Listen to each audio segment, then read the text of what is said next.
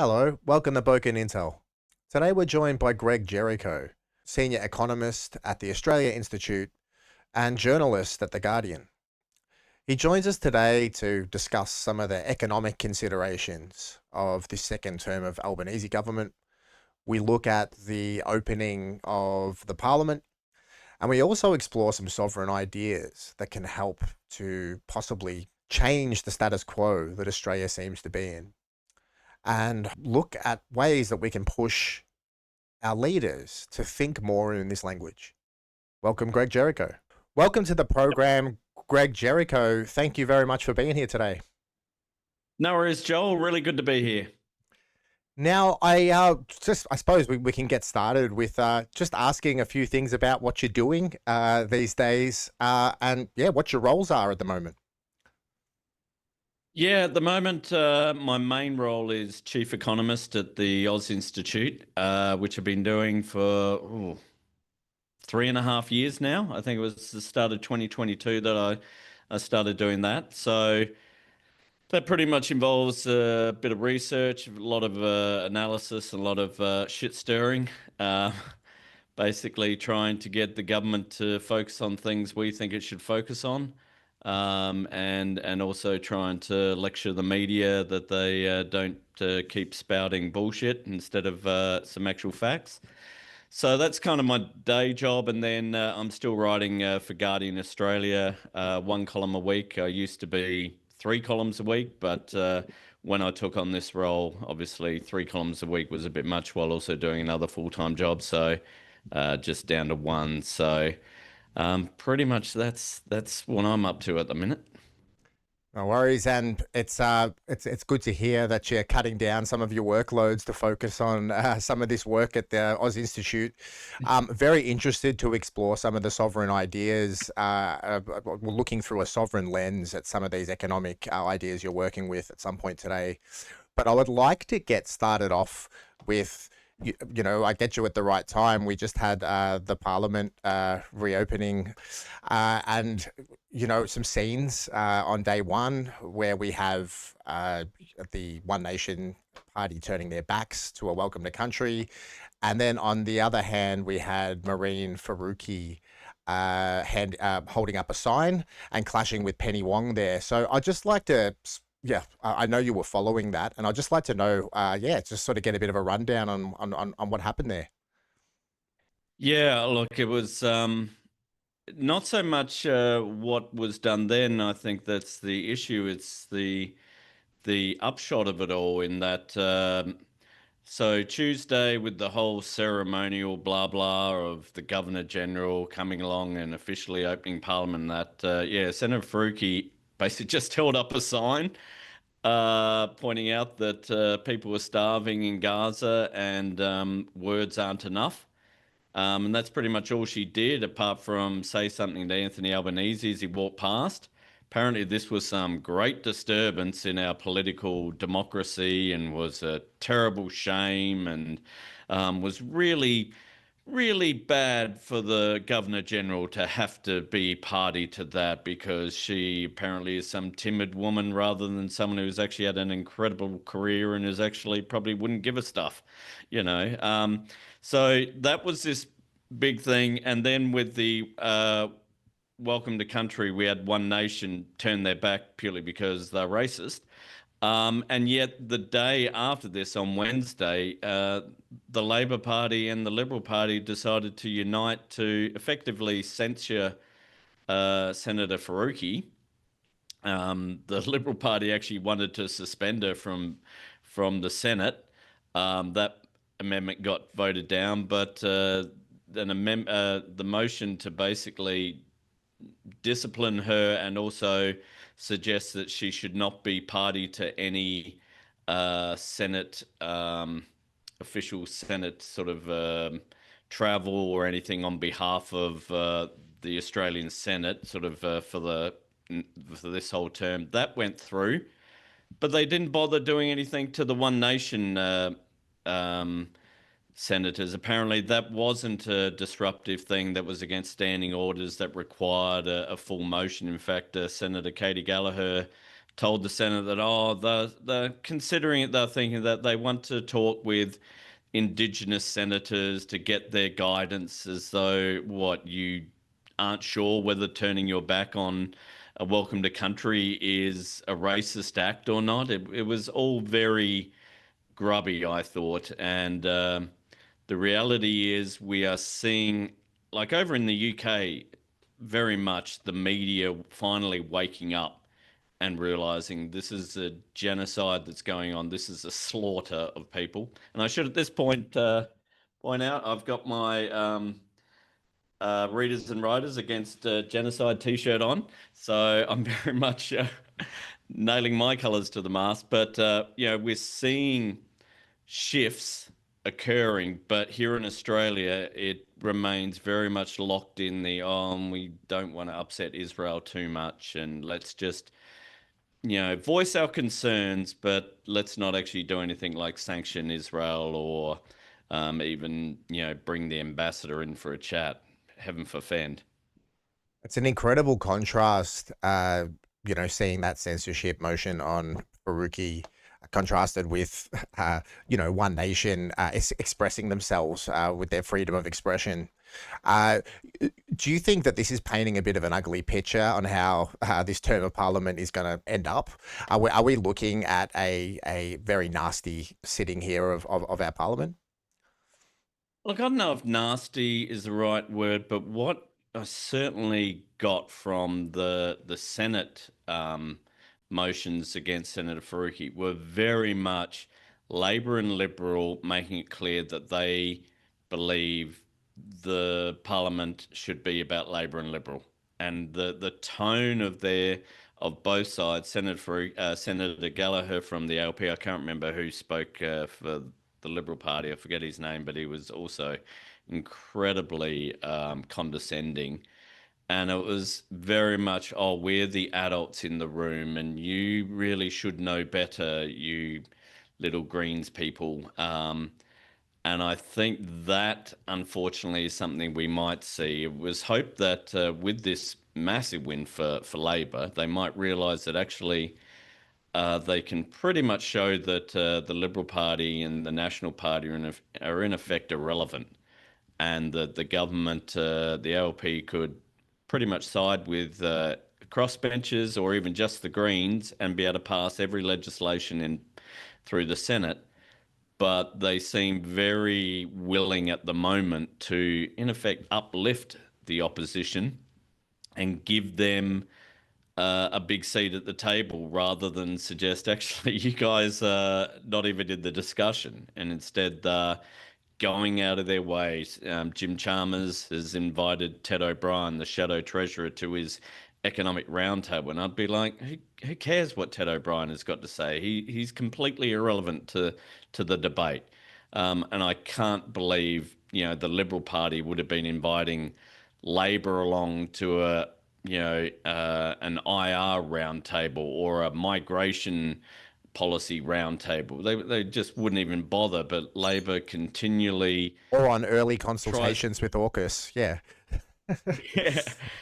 they just continually seek to reinforce the duopoly rather than actually realize, hey, things have changed. We don't need the Liberal Party. We don't need the National Party. We don't need not only do they not need their votes, they don't need their permission. They don't need their support for anything. There's no sense that, unless we have a bipartisan support. Well, okay, Liberal basically got a third, Labor got a third, or a bit more than a third, and the rest was about a third.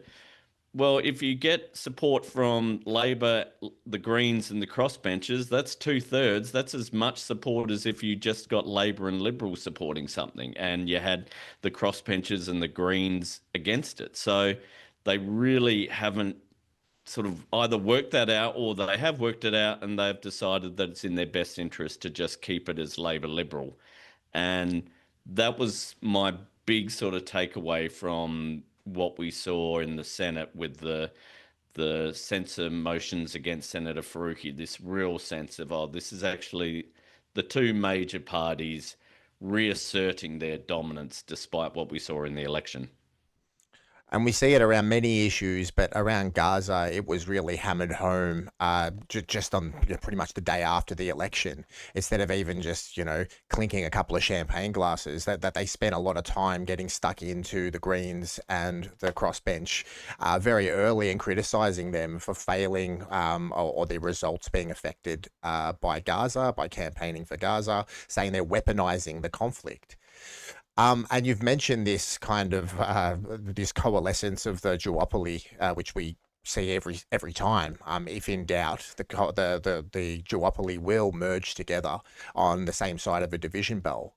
And looking at that last Tasmania election, where Labor could have formed a minority government and shirked that. And this goes to my conspiracies about some of this as well. I think potentially our masters in Washington would prefer their allies to have a government structure more so like something in Germany, like a super coalition. And I think sometimes it feels like we've sort of got one of them in the dark at the moment. The last decade or so, it really feels like we're pushing, that the major parties are pushing together in concert. Do you agree with this, in some way? Yeah, I mean, certainly on some aspects, and it's weird the areas that, especially we saw in the last term of government, that Labor realised actually, hey, we're in government, we don't need you guys, and that was on IR, which Labor actually did do some, I think, pretty good changes to the IR system, especially things like multi-employer bargaining, which really helped, you know, people with a low attachment to the workforce, certainly in places that are hard to unionize, like restaurants and things like that. Then they didn't go, oh no, for this reform to be long term, we need to get the Liberal Party's approval. No, they basically rammed it down their throats and said, I hope you enjoy it. Um, but then when it came to things like changes to electoral law reform or even even some sort of economic aspects, it was this, oh no, we got to make sure we get bipartisan support, and the same with, as we see with AUKUS and things like that, where it's very weird where they choose to believe that there needs to be bipartisan support, and yet when they actually do things that were pretty bold and I think at least had some degree of progressive nature to them, such as the changes to the stage three that they did, they realised actually we're in power, we're in government. We don't need the Liberal Party's votes to get this through. We can use the Greens. Back last term, we can use Dave Pocock. And I hope that this time round, because of the majority that they've got, because of the fact in the Senate, all they need is the Greens votes, that people don't let them get away with the excuse of, oh no, for this to be a real reform, we need bipartisan support. It's like, no, stuff that. You you do the changes, you make the changes, you show how good they are, and people want to keep them. You don't, bipartisanship is a complete furphy in terms of necessity. Bipartisanship has defined the small party philosophy of Labor for so long as well.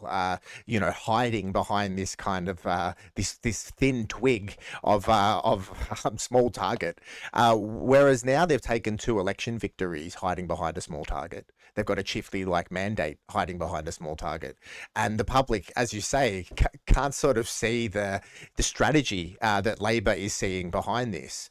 And I understand that, the strategic thinkers within the Labor Party are thinking about being able to keep that broad kind of reach. I call it the Fox FM PM, where Albo really has sort of, he's walked into a couple of camps and he has a broad kind of imprimatur that he's sort of placed in the Australian kind of background. And that's due to the ordinariness of the coalition. But speaking to those kind of small target, that acquiescence that comes from that bipartisanship, you wrote an article about the superannuation recently. So do you think that these sort of policies, weaken our ability to fund, our future? Look, I think I mean, the super changes are a great example of Labor realizing actually stuff the Liberal Party. We think this is a good change and we'll do it. It's we're definitely supportive of the changes to superannuation because the superannuation system right now is just another tax rort. Um, it's the Australian today had they finally found a farmer with their super in with their farm in their super, and they have more than $3 million in it. And it's not your typical farmer; it's someone who refers to one of his farms being in his super. And I'm not sure how many farmers actually have more than one farm. But it just sort of really highlighted how super and all of our tax, well, not all of it, but a large chunk of our tax system is just so geared towards wealthy people and helping wealthy people, helping rich people, and treating their big tax breaks as though these are somehow hard earned and aren't actually, you know, big cost to the government in just the same way. In fact, I think in a more insidious way than our payments to those on welfare. They're a cost to the government. The only difference is people who are on unemployment or who are on disability support, they actually need those payments, and they're pretty shocking that they're getting. Whereas on the other end of the scale, the top 10% are getting $20 billion a year in superannuation tax breaks, and yet at the same time, the government's saying, "Oh, I don't know if we can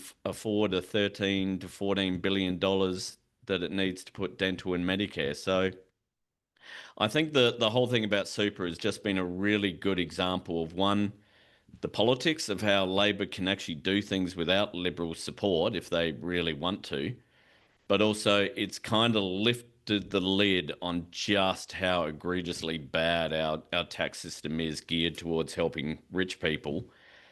And I think what we're seeing, certainly in the media, is a real response of, "Oh shit, can you keep that lid closed? We don't want to open that because holy shit, there's a lot of stuff in there that is in keeping our wealth just growing and growing." Yeah, right. And so you've mentioned another sort of Labor original here, where they go out with a bit of a bold step and some policy there that makes sense, has a lot of public support, and the media can't quite criticize it in the way it needs to make it a big scandal for Labor. So how does it find more courage to step up the ladder? I mean, we're looking at the first year of a second Labor term. If Jim Chalmers doesn't come out with, some bold reform this year, we're looking at another term potentially where we're not going to get any meat and potatoes, and that comes, in the wake of the election campaign where they just small targeted their way through and pretty much said, "What you see is what you get. There isn't going to be anything new." Do you think that this is going to stand due to the global economic scenario right now, with we've had some interest rate being lowered, and that's also increased property prices? So where do we sort of stand, looking forward? Yeah, look, I think you're right to name Jim Chalmers. I think he's kind of the key.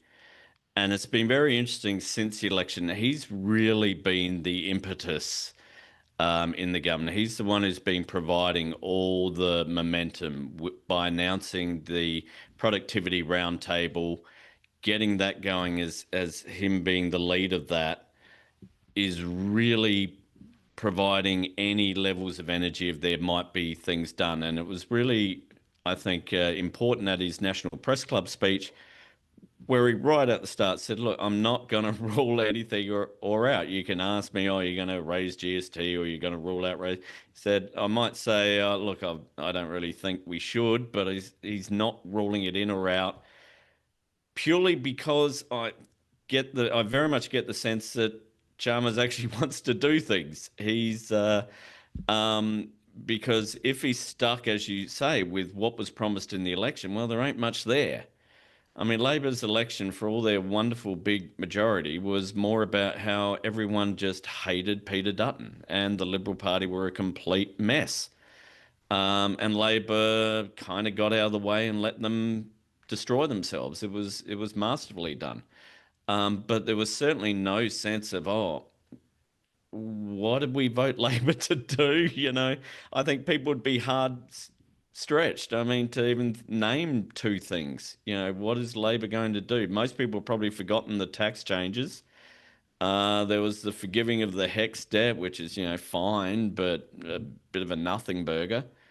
Other than that, yeah. So if you're a treasurer and that's what you're faced with, you're like, geez, what am I going to do? This isn't why I joined politics, and this certainly isn't the way Jim Chalmers, who clearly, would one day want to be prime minister, wants to actually be seen to be someone who is changing the economy, changing it for the better. So it will be very interesting what happens with this roundtable and what comes out of it. I think that's certainly where we're trying to influence debate and trying to get things moving in this sense of, hey, you did a really small thing on superannuation, and you still had the AFR and the Oz and everyone else coming out like you're Karl Marx. So why not actually do something real? Because they're going to criticize you anyway. If it's good, do it. Be bold. Because when you look back at last term, as I say, when they were bold on IR, they all felt pretty good about it. And it was surprising how weak the opposition was from the Business Council of Australia and other employer groups, and even the media couldn't really do much to kill it. Same with the stage three. When they changed the stage three, Albanese was just so bloody happy when he was announcing that at the National Press Club speech. You could see it was like, finally, I don't have to go around trying to explain why I'm doing Scott Morrison's thing. We sort of were like, yeah, that felt good, didn't it? How about you do more of that? Do some more progressive things. You'll feel good. It makes the country better. And if you don't, Albo did a lot of, wait to the second term. I don't think and I don't think ALP MPs are in the mood to be now hearing, wait for the third term. So hopefully, and I'm not saying that it's likely, but certainly we think that this term needs to be a big term of action rather than just mending the fences and showing that you're not Scott Morrison and not Peter Dutton. That's right. Like, and with it all but assured that they're going to take the next one as well. It does feel like it is time for this grant. I mean, and Albo's been dreaming about being this kind of leader his whole life. And here he is sitting in the middle of a second term with potentially a third one on the way. And it seems like the Labor Party is still guided by this bipartisanship, by this trauma, the trauma of Shorten's economic policies that led to that narrow defeat, and also the trauma of the mining tax and things like that, that sort of leave these unnecessary scars on Labor that they keep looking down at instead of looking up to the stars where we kind of need them to be right now. So how do we look at some royalties here from these resource companies? We opened up that Northwest pipeline. How do we guide this government to look at very reasonable royalties at reviewing that, or how do we look at a super profits tax or keeping taxes in Australia? Firstly, how did we get the courage into this government, and how do they even imagine being able to step forward and codifying something like this? Yeah, courage is a really good word, and it's something we're kind of preaching a bit of. Yeah, be brave, be courageous, and don't be afraid of being courageous, because there's often you get the whole, people certainly in my era sort of refer to yes, Prime Minister, and the whole, being courageous means you'll lose the next election. It's like, it's total crock. Being brave is more about not being afraid of the shadows that actually aren't there. Because, as you say, they keep thinking, the mining tax, the carbon tax, and all that, and actually they've kind of learnt the wrong lessons. A lot of the problems with the mining tax was it kind of came out of nowhere. There hadn't been much groundwork laid to it. And then the Labor Party just ate itself. It wasn't so much the mining tax was bad; it was the they dumped Kevin Rudd, went to Gillard, then went. They went Shakespearean on. Yeah. Yeah. And even with Bill Shorten's policies, it wasn't the fact that they were too progressive or too much. It was that they weren't coherent, and the election campaign itself was a bit of a schmozzle with suddenly we were getting free dental for pensioners that came out of nowhere, and it was just and even things like the dividends imputation thing. It kind of they announced it without any real sort of explanation. So you had pensioners thinking they were going to get a dividend credit in the mail, and and that was being taken away from. So the lessons are really don't kill yourselves, and also sell your policies better. And also, I think be. But the difference now is, of course, you're in government. You're not in Bill Shorten's position. You dominate the parliament. You should be dominating the agenda. So, as you say, what are we going to do? The worst thing about this government so far is that the first thing it did was approve the Northwest Shelf extension, which is just crazy. And so far this week, they've been running big on, but there's all these conditions that they'll have to adhere to. We don't know any of these conditions. They're all secret. And Woodside were originally given, I think, a fortnight or maybe 18 days to respond. And now we're into, day 70 or something. So clearly Woodside are trying to water down the conditions and, feel like they can threaten the government to get their way. So we certainly need to go, well, okay, if you're going to do this very bad thing, let's at least make sure that Australians get a return for it. The way we tax gas is just disgraceful.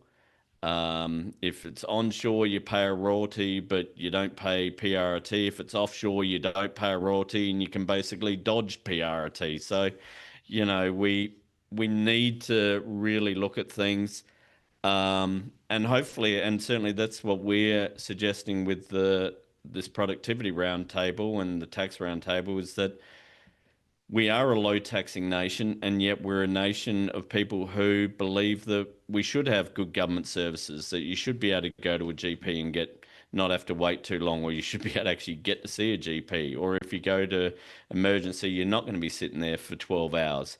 We believe that actually we're kind of should have good education and good healthcare and good infrastructure. But the problem is you can't do that if you're raising bugger all tax like we do. We are an extremely low taxing nation. We're nowhere near even the average of advanced nations like Canada and Japan. If we were to raise just as much revenue as Canada and Japan, who are basically right on the average of all the OECD, all the advanced nations, we'd be raising about $130 billion more, a year. Think of what services could be spent on that, what infrastructure could be done, what what education could be like. And instead we're like, we want all those things, but we also, whenever we talk tax, it's about, we got to cut taxes. And it's like, no, what we got to do is not basically give away our gas for free, not give away our resources and get bugger all return from them, because, otherwise the gas will be gone. We'll have nothing to show for it except for a few holes in the ground and the seabed, and a lot of companies just laughing at how gullible Australia was that they gave it all away for nothing. Sometimes, and I've said this before, it feels like Australia's like that planet Arrakis from Dune, and there's two families that come down and look after the planet and look after the spice mining, and they swap over time. And this is the duopoly that sits on this planet, right, on this country, and I often wonder if this bipartisanship, which is, I think, it's hyper concentrated like everything else in this duopolistic country.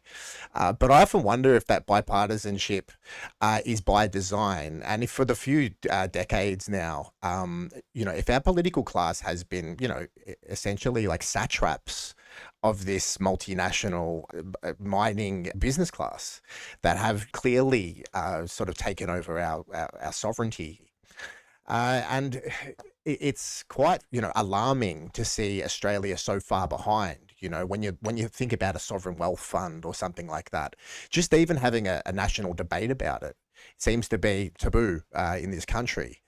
And I often wonder if the mainstream political class preserves the status quo somewhat. And if this is by design, and like if these sovereign economic ideas that they just can't happen by virtue of the people, the compromised people that are in power now, and their expectation of what their role is, which is not to represent the sovereign interests of Australia, but to sort of like parlay the interests of the public and the business class. It seems that most of our mainstream politicians are just conduits that are walking a sort of tightrope to preserve, this unsustainable status quo. Do you agree with this? Yeah, absolutely. I mean, just ask yourself how many ministers for resources and defence force ministers have left Parliament and gone to work for mining companies or for defence procurement industries, either as lobbyists or on the boards of Woodside or on the boards of, you know, major arms suppliers. I mean, it's almost like, well, wait on, what were you doing while you were in Parliament? And it feels very much like you were just acting in the interests of these companies, most of which are foreign, and not in the interests of Australia. And you're both, we see very much on, the gas is a classic example. Peter Dutton went to the election that he got destroyed in, promising to approve the Northwest Shelf extension within 30 days. Labor kind of played dead on the issue, and then when they got into power, they approved it quicker than 30 days. It's quite astonishing. And then obviously AUKUS as well, where we've got this absurd situation where Anthony Albanese and Richard Marles are acting as though Scott Morrison is a policy genius, who he was the one who came up with AUKUS, didn't consult cabinet, didn't bother with that, didn't bother with the Defense Department doing review or anything, just decided, yep, this is a winner. And instead of the ALP government saying, yeah, I don't know if I'd trust Scott Morrison to deliver a pizza, let alone a defense policy. And instead they go, oh no, beauty, sign us up. In fact, we'll give you another billion or $800 million, which they did, I think it was last month, without really telling anybody. It's just incredible. And so you're right on a lot of and another classic example, especially related to the environment, is protest laws that we're seeing around the states with Labor, state governments, and at the national sense, putting in anti-protesting laws that Liberal Party and Santos and Woodside and others just love, because it's pretty much doing exactly what they want. So it's a case of this very comfortable duopoly means that both parties know on things related to defence, on things related to industry in terms of gas resources, that if they both do certain things, there's this tacit agreement. They'll argue at the margins and make it sound like, oh, I would have done it better. But basically, they know that they're both safe. And the problem with our politics is, with our media, is that when you don't have Labor and Liberal arguing, the media acts as though there's no story, or that the fact that they're not arguing means that must be the correct position to hold. And on any issue, and this is why wedging sort of works, is because they know that if you get Labor, Labor knows that if they decide to do something on security or on migration or something that basically has them agreeing with the Liberal Party, it's a non-story. And so as a result, we get these terrible policies on gas, terrible policies on climate change, terrible policies on defence, national security, and migration, that come into place purely because we have this, as you say, a two-headed monster that, especially when you unpick things like gas and AUKUS, who's benefiting from this? And it's mainly foreign firms, foreign companies. No one in Australia is going to get rich off of AUKUS, but because we're not getting the $368 billion, that's all going to America and the UK, Rolls-Royce. And there's a Good on us giving them. yeah, a bipartisan parliamentarian Yeah, group that are also going to these cushy jobs in these sectors, but upon retirement. So it's a gold mine. yeah, It sets people up for retirement yeah. after politics.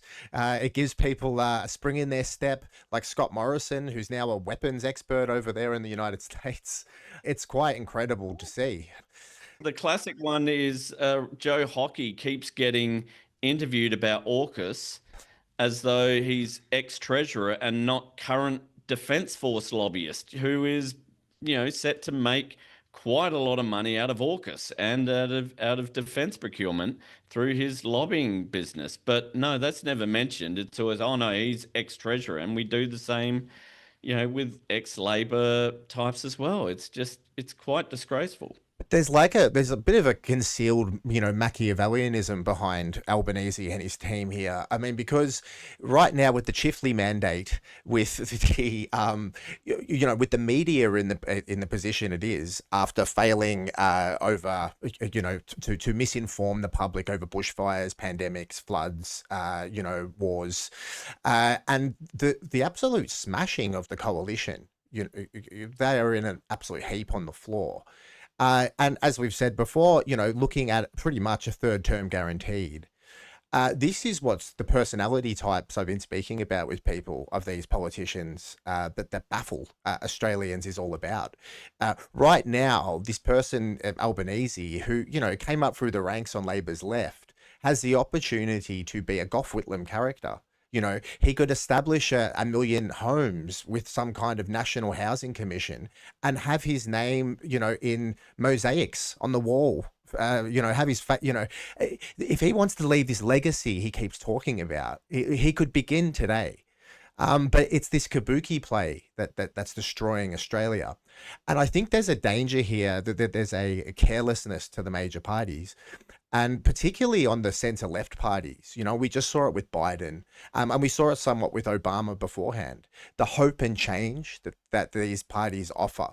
And because they're so in concert with the other party and with the business class, who is running counterintuitive to the interests of the people, there's this ultimate, like almost instant disappointment that happens. We've seen it with Keir Starmer over in the UK, and this is detrimental to democracy in the long run.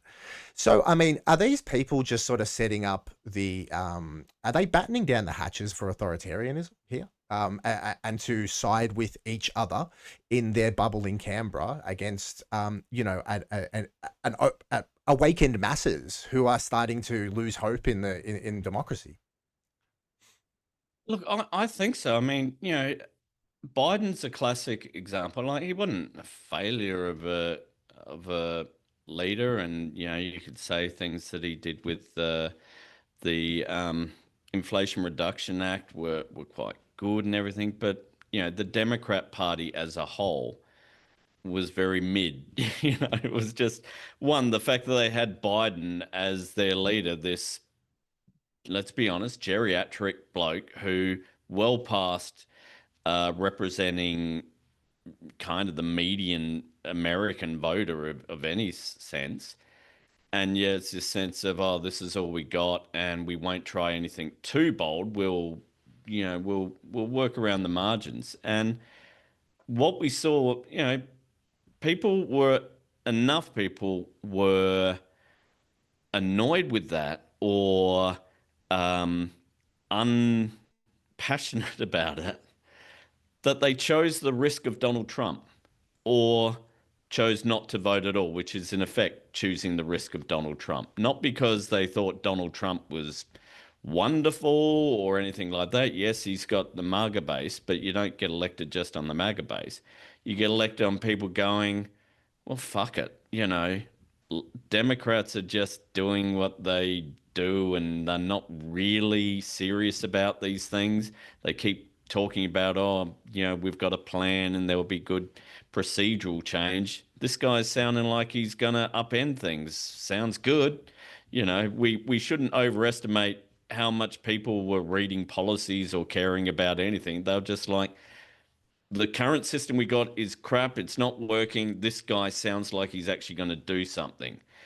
And the problem when you've got progressive or centre left parties that when they're elected, they don't actually act progressive and centre left is that it really feeds into disenchantment and opens the door for, as you say, authoritarian, real right wingers who coat everything as big change and we're going to upend the system and everything. And it turns out, oh, it's actually guys in masks coming around and getting rid of migrants, with impunity and things. And you're going to see this very much in the UK with Keir Starmer and his just horrendous conservative agenda that's, bashing trans people. Migration is really on the attack, and even the whole social sort of structure isn't all that good. And suddenly we got to a point where people are going, well, maybe Nigel Farage isn't that lunatic. He might do, it's, if you all you're going to do is try and replicate what the moderates in the Liberal Party or the Conservative Party do, then the moderates in the Conservative Party, yeah, not they might lose some power, but you end up just the overall party going further and further to the extreme. And we keep trying to think, oh, no one would vote for them. Why? I can remember back when I was at in the 90s saying, oh, no one's going to vote again for John Howard, are they? And they did. And then, when I was in my nearly 40s, I was like, well, Tony Abbott, he's unelectable. And then Scott Morrison, no way would they pick him. And, I told many people, Donald Trump, no bloody way. Boris Johnson, they're not going to vote for him. We got to stop thinking that, because the right are getting more and more lunatic and fringe, that they're making themselves unelectable. And so all we have to do is be nothing and that'll be fine. It's like, no, you've got to use your power. This is the thing. You're in government. Govern, Paul Keating said it and best. playing a version of John Howard in the vacuum of like centrality, Yeah. it's just it's lackluster and it's just unnecessary. It feels like a real cake and eat it too moment for preserving the business interests and the interests of the people who want to see authoritarianism as the new method. There are stewards of neo-feudalism out there that are trying to implement a new system upon these democracies. And there's also economic arguments that these Western democracies have lost their luster, that economically they don't have the ability to compete with China. There could be some people out there that essentially want to shepherd Western democracies down a process of authoritarianism to try and compete with a rival power structure in the future. This country, does feel insulated somewhat to that populist far right at the moment. We lack an evangelical population here, like the US. There's a lot, there's some more social safety nets in place that are preserved, like rationality in the population. And we saw a repudiation of Dutton trying to pick up that Trump 2.0 kind of message. What do you think? What do you think Australia's sovereign options are here? We're looking at just Albo coming back from that China trip, which I just wrote about, was quite a historic, almost Whitlam-esque kind of moment there, standing on the section of wall that Gough did. But the press just treated it like it was a piece of crap and just said, when Taiwan, the whole time. But we're seeing this multipolar world. We're geographically located furthest away from all this noise in the Northern Hemisphere. So is there a chance for Australia to start a sovereign baby steps towards, a sovereign economic outlook? Oh, look, you'd hope so. And I agree with you. The China visit was just the media were just pathetic, and mostly because they had to wait at some meetings, or they weren't allowed in at something. They just bitched and moaned, and and then quickly shifted to, oh, the opposition says that, and it's like, Jesus, you keep missing the moment, and you keep showing why readership numbers are falling across media outlets. They just fail to see that there should be a change in how we report on, especially China, especially when we got America right now as Trump. And you see this in all the reporting of, oh, why hasn't Albanese met with Trump? When's he going to meet with Trump? What's he going to say when he meets? Who gives a shit about him meeting Trump? Did that help Keir Starmer? Did that help Zelensky? Has that helped anybody?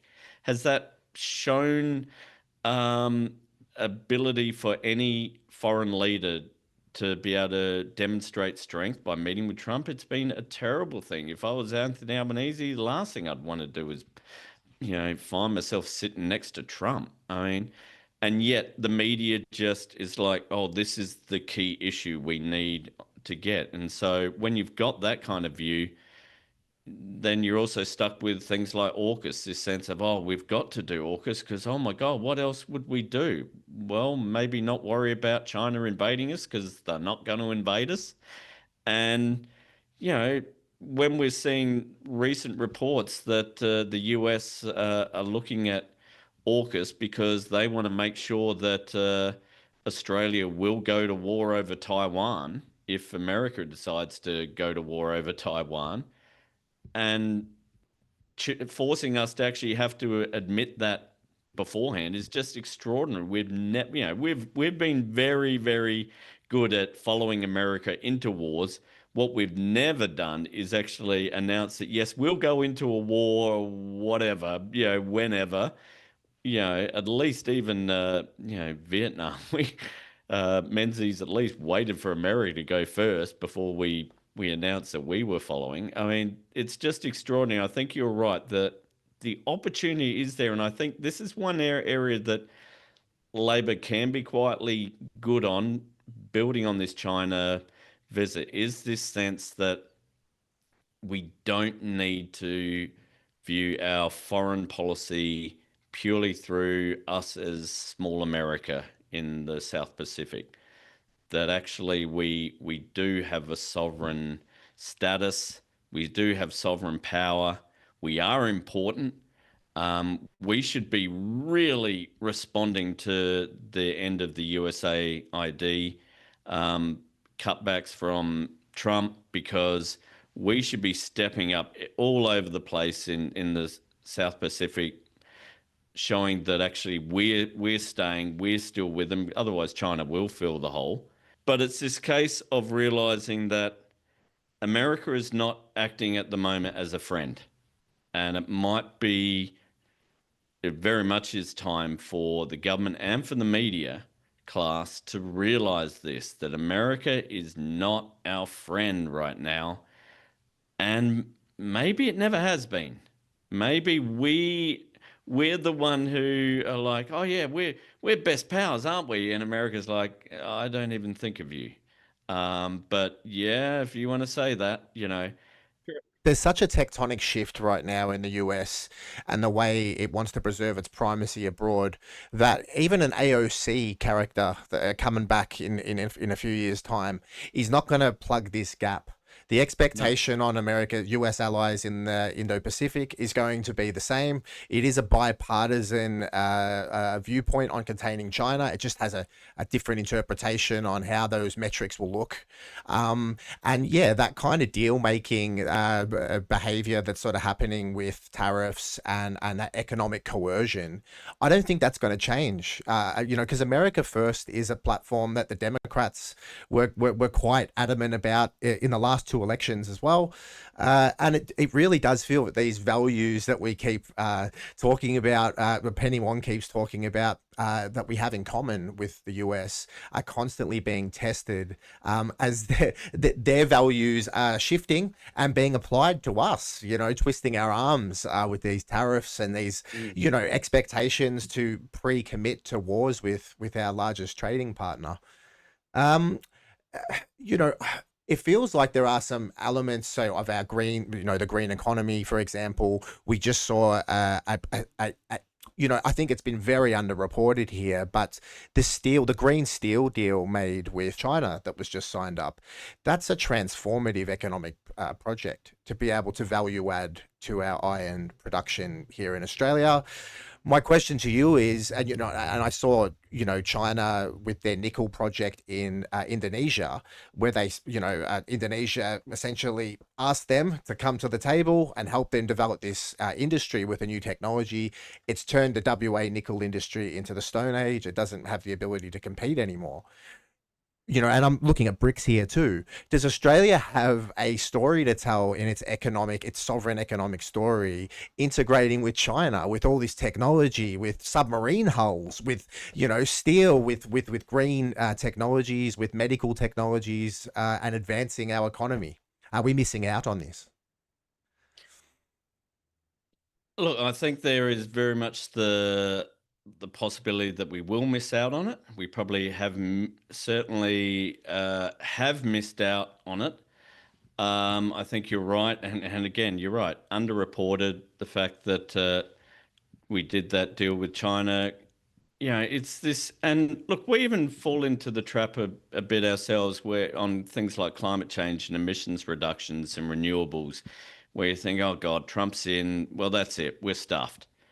And then you actually look at what China's doing on renewables, and you're like, bloody hell, they are going mad producing, solar panels and wind energy. And it's like, maybe China is the leader. China is the big dog, and we should actually act like that rather than go, oh, well, if America's not doing it, it's stuffed, and why are we even bothering? And realizing that actually China's probably going to be fairly soonish the biggest economy in the world. And even if it's not the biggest, it is perhaps the leading economy in certain areas at the moment, certainly to do with climate change and emissions. Yeah. And so it's a case of maybe let's stop thinking them as the frickin' enemy. And I'm not saying they're great, their human rights are not fantastic. Neither are Australia's, to be honest. America's certainly are not. But this sense that, oh, they're going, we still have reporting in 9 newspapers about China being, we could be at war with China within 3 years, all this kind of madness. On the ABC and too. Instead, we should be, we know that China has been great for our economy. But the problem is, what we like doing is digging shit up and shipping it off. And instead of going, actually, we want to create the value here. Let's work with you to ensure that. Because at the moment, there's this sense that, oh no, Australia is this, our mining sector, for example, is this, it's the great Australian industry almost. And ignoring the fact that we have gas companies that are foreign owned, completely foreign owned, come here, don't pay any royalties, don't pay anything for the gas, export it straight back to their home country of Japan, don't pay any tax on the gas. And we're here going, oh, but that's our gas exports. Oh, look at our big gas exports. Aren't we doing well? I'm like, gas exports don't pay for anything unless they're taxed, unless we actually get something from them. We lock into this thing of, oh, look at all of our exports. We've got huge export dollars. And so export dollars are great if you're a shareholder of that company. But if it's a foreign-owned company, that ain't helping Australia. They don't employ many people. For a little while there in the 90s, I thought the whole world was going to be, Fords and Holdens powered on gas. You know what I mean? It just looked like that's where we were heading. I got an old gas-powered ute, and I tell you what, there's no gas at the servos anymore. All the new surveys they make, they've taken the gas out. It's no longer a viable option there. But it just seems insane that we're living in a country, the second biggest LNG producer, and we can't even get a tinkle of gas down at the bloody servo for under $1 Our whole country should be running off gas. If we're going to be polluters, let's do it right and run it off cheap gas and become an energy superpower, with no concern for the climate. Let's do that instead of sitting in the middle and just burning the world away and not making any money off it either. It just seems like even in the most neoliberal nightmare kind of viewpoint that we're still losing. We can't even like make the best out of a bad situation. Yeah, probably because the neoliberal view of the world really ends up just being whatever is good for companies, and we will pretend that that makes us a more productive economy. And it's like, great, how are we going to pay for our meals this week or our rent? But but we're very productive because we've lowered standards on things, or we've reduced environmental regulations, and we're also cutting tax and things like that. And it's like, well, great. What that really means is you're just operating in the interests of companies, and going back to our other thing, operating in the interests of companies that you guys are probably one day going to end up working for. So look, McGowan comes to mind, man. Oh God. Yeah. Yeah. To be honest, Madeleine King, there is nothing that Madeleine King has done as Minister for Resources that she could not have done had she been Minister for Resources under Scott Morrison or, Tony Abbott. There's really nothing there we go, oh, no, that's a Labor Minister for Resources. So, it can get depressing, but that's why we keep sort of pushing hard to, as you say, at least get some return on these things if we're going to pollute the planet, as well as saying, actually, you guys are polluting the planet. How about you pay something so that we can transition away from it and help repair some of this damage, because you guys are the ones who caused it. And that's the thing, like, whether we be some fighting fit, like, deputy of the US, and that's the intention, whoever wants that scenario, or whoever just wants an economy that's getting some, some fair recompense for all the shit that's being dug out of it, either one of those scenarios works better in a system where we're actually making some money off our resources and taxing these multinational companies that have no concern about the future of our nation or the people within it, or even our strategic or military or economic any future. So yeah, it is incredible to have us sort of sitting in limbo, being shunted by this bipartisan vehicle towards this kind of like horrible status quo. It's like being stuck in suspended animation. So like, while I've still got you, and I know we've got to go, I'd like to ask you, as someone who literally stopped doing 3 articles a week so you could go off and bury your head in some books to do the same thing. Tell me a little bit more how we can dream and how we can push our leaders to dream economically and, beyond that, in this sort of sovereign language. Yeah, look, I think one of the things we've been doing is kind of latching onto, and to be honest, we kind of were already pushing it, but latching onto this line of Albanese's about progressive patriotism. Now, patriotism can get very difficult when you're a colonized nation as Australia is, because patriotism has a fairly nasty strain of subjugation of Indigenous peoples. But what we certainly at the Institute are trying to get across is there is a lot about Australia that we really should be incredibly proud of and also incredibly agitated to defend, such as the Murujuga rock art. This is something that just any other nation in the world, it would be held up as this incredible thing. And yet Australia is like, well, most Australians wouldn't even know what it looks like. Whereas we think actually we should be proud of that. We should be proud of our natural habitat, and as a result, incredibly agitated about the impact of climate change, because we're literally the canary or the numbat in the climate change cave, because Australia's climate and our environment is so precious that we're not going to be able to withstand the changes that other nations are going to be able to deal with. We like to think of ourselves as a nation, to use the fair go crap and other things. Well, okay, if you're going to be proud of that, let's make sure we're actually defending it and agitating for it so that we don't have people on unemployment living in poverty, so that we don't have aged care workers working for bugger all and people in aged care basically barely being able to get fed. It's these things about realizing that there is a lot and I sort of like it because I hate how conservatives get ownership of pride in your country or pride in where you live, because I don't mean pride in the flag or pride in what we've done since 1788.